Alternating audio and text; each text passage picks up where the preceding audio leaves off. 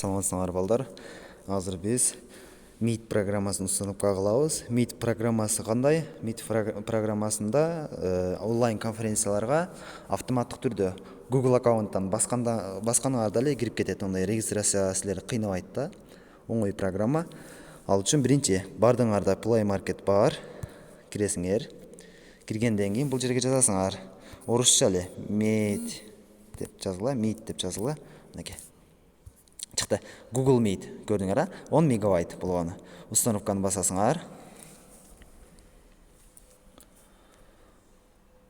Установканы баскандан кийин азыр сүрөттөрүн дагы көрсөк болот. Мынакей. Агача видеосун көрөлүк.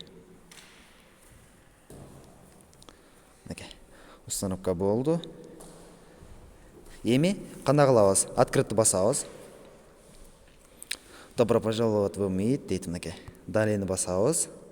Разрешение беребиз сүрөткө. Себеби видео онлайн сага койтулуп атканда силерде багандай камерада өзүңөр көрүнбөй калышыңар мүмкүн. Ошон үчүн разрешить.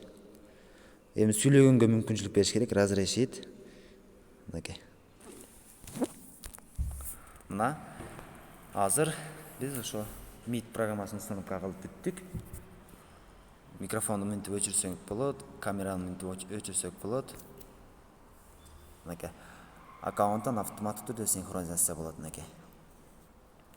Ошол программаны установка кылып тургула, калганын дагы көрсөтөм.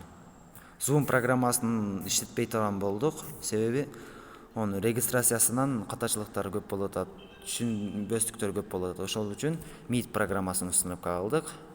Мынакей. Meet программасы. Ошол чоң рахмат. 10 мегабайт болгону. Бардыңар установка кылгыла, сураныч.